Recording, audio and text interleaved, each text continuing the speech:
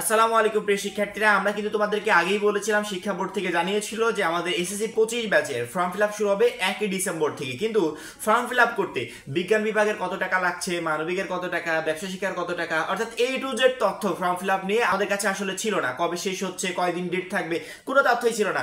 Finally কালকে ঢাকা শিক্ষা board তাদের ওয়েবসাইটে ফর্ম ফিল আপের পুরো নোটিশটা প্রকাশ করেছে। এই মুহূর্তে যে নোটিশের সামনে দেখতে পাচ্ছ, এটা হচ্ছে ফর্ম ফিল আপের সেই নোটিশ। তবে এই নোটিশের হযবরল অবস্থা তুমি যদি প্রথম থেকে শেষ পর্যন্ত পড়ো, প্রথমে কি পড়েছিলে তোমার মনেই থাকবে না, কারণ কি এত বড় নোটিশের ভিতর ওই ইম্পর্টেন্ট তথ্যগুলো খুঁজে বের করা খুবই কষ্টসাধ্য। এই জন্য এই নোটিশ থেকে তোমাদেরকে না বুঝিয়ে যেখানে গুছিয়ে সংবাদ মাধ্যমগুলো প্রকাশ করেছে আমরা ওইখানে যেতে চাই। ওইখানে শুধুমাত্র আমাদের মেইন যেই কথাগুলো আমাদের লাগবে, যে বিজ্ঞান বিভাগের কত টাকা লাগছে, ব্যবসার কত টাকা লাগছে, মানবিকের কত টাকা লাগছে, এই বিষয়গুলো আমাদের লাগবে। এখন আমি যদি নির্দিষ্ট সময়ে ফর্ম ফিল আপটা না করতে পারি, সেক্ষেত্রে আমাকে জরিমানা দিতে হবে কিনা, বা এই জরিমানার ডেট কতদিন, আমাদের ফর্ম ফিল আপের ডেট কতদিন, টোটাল তথ্যগুলো গুছিয়ে এক জায়গায় দেওয়া আছে।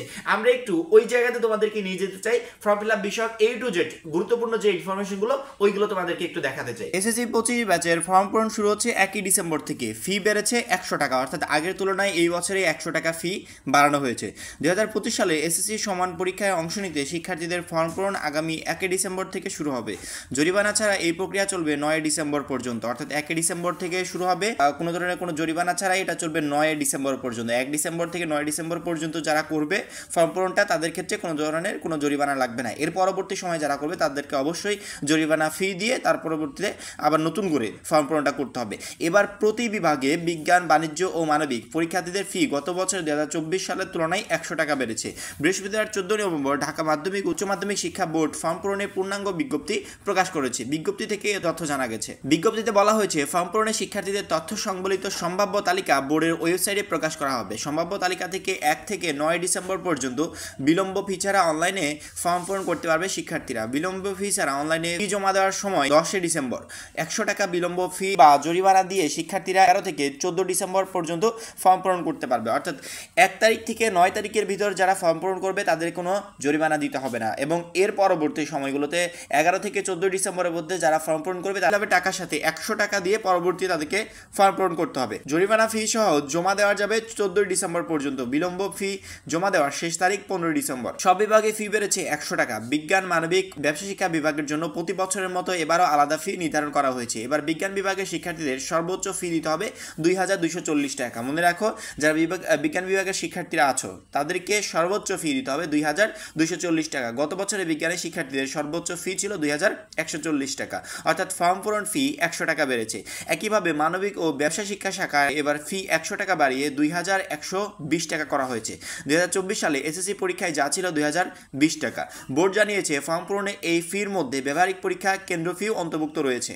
এদিকে শিক্ষা প্রতিষ্ঠান শিক্ষার্থীদের কাছ থেকে বিলম্ব ফি নিতে পারবে সর্বোচ্চ 100 টাকা। তাছাড়া পরীক্ষা যখনই হোক না কেন, নবম ও দশম শ্রেণী মিলিয়ে শিক্ষার্থীদের কাছ থেকে 24 মাসের বেশি সময়ের বেতন ও সেশন চার্জ নেওয়া যাবে না। আশা করি প্রত্যেকটা শিক্ষার্থী বুঝতে পেরেছো, আমাদের ফর্ম ফিল আপের একটা নির্দিষ্ট ডেট আছে, যেই ডেটে তুমি ফর্ম ফিল আপ করলে তোমাকে কোনো ধরনের কোনো বিলম্ব ফি বা জরিমানা তোমাকে দিতে হবে না। ওই ডেটের ভিতরে সবাই চেষ্টা করবে ফর্ম ফিল আপটা করার। এবং ফর্ম ফিল আপের যে টাকাটা, এই টাকাটা দেখা যায় অনেক সময় স্কুল কর্তৃপক্ষ বাড়িয়ে নেওয়ার চেষ্টা করে।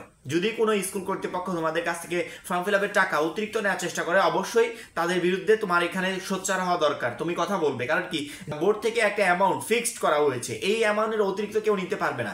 এখানে বিলম্ব ফিটাও ধরে দেওয়া হয়েছে। কোনো শিক্ষার্থী যদি নির্দিষ্ট সময়ের ভিতর ফর্ম ফিল আপ না করতে পারে, সে যদি পরবর্তীতে করে, তাহলে তাকে 100 টাকা বিলম্ব ফি গুনতে হবে, অর্থাৎ ফর্ম ফিল আপের সাথে 100 টাকা যোগ হবে। এই টাকাটাই জাস্ট তুমি দিবে, এর অতিরিক্ত টাকা কেউ তোমার কাছ থেকে দাবিও করতে পারবে না, কেউ নিতে পারবে না। এই বিষয়টার দিকে একটু খেয়াল রাখবে।